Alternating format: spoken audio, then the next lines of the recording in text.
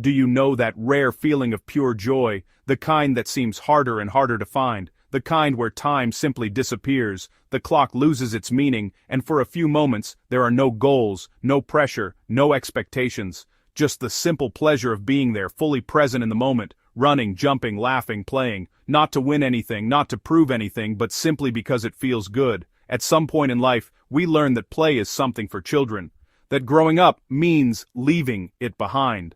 But what if that idea has been wrong from the very beginning?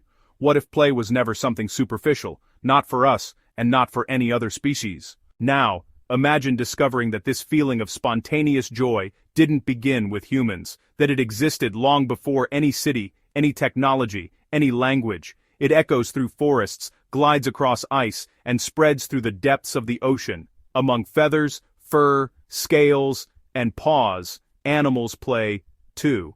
And they do so with an intensity and purpose we may have never truly stopped observing. For a long time, we believed that play was a waste of time, an unnecessary expenditure on energy in a world where survival always seemed more important. The logic felt simple. In nature, everything must have an immediate practical function, but science began to reveal something surprising. Play is not waste. It is a biological necessity. Otters slide down muddy slopes repeatedly as if they were just having fun, but in doing so, they are refining balance, coordination, and environmental awareness. Crows toss snowballs at each other in the middle of winter, not because they are bored, but because they are testing reaction, strategy, and creativity. Lion cubs wrestle without the intent to harm, learning strength, limits, and self-control. None of this happens by chance. Every movement carries information. Play is the most efficient way nature has found to teach without generating fear. Learning is disguised as joy. When an animal plays, something powerful happens inside the brain. Dopamine is released, the same neurotransmitter linked to survival, motivation, and reward. The brain understands that what's happening matters, that it's worth paying attention to. In those moments, new neural connections are formed and areas related to memory, creativity, and decision-making are strengthened. It's as if the brain were training for future situations without even realizing it is training. Many animals enter a state of total presence while playing, fully focused on the here and now, without distractions, without anticipating the future. It's the same state humans experience when they dance, create art, practice a sport, or lose themselves in something they love to do. In this context, joy doesn't distract. It drives. It prepares the brain to deal with the complexity of life.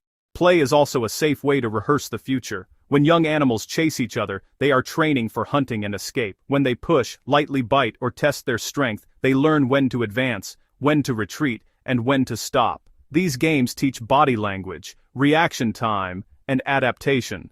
Not by chance, more playful animals tend to be more creative when facing unexpected situations. In nature, it's not only the strongest or the fastest that survive, but those who adapt best to change. But play is not just physical or mental training, it is also a powerful social language. Through it, many animals learn hierarchy without violence, understand boundaries, and build trust.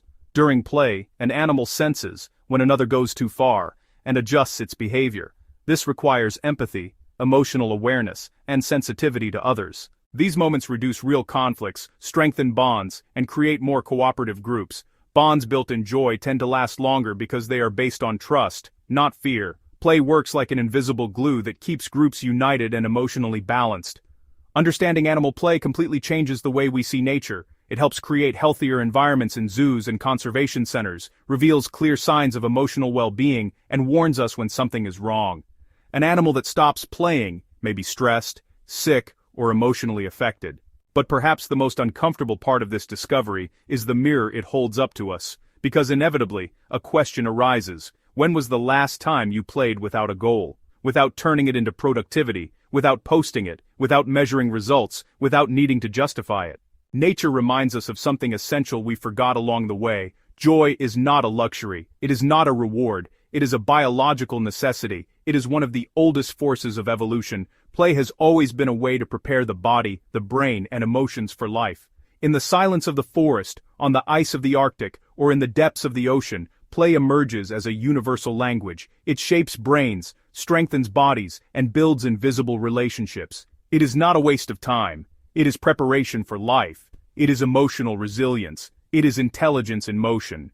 When you watch an animal playing, you are not seeing something simple or trivial. You are witnessing valuable learning, and perhaps silently, being invited to remember something that has always existed within you. If this video made you see animals with new eyes, leave a liking to support the channel, share it with someone who loves nature as much as you do, and subscribe to keep exploring these incredible stories from the animal world, because understanding animals is often the most beautiful way to understand ourselves.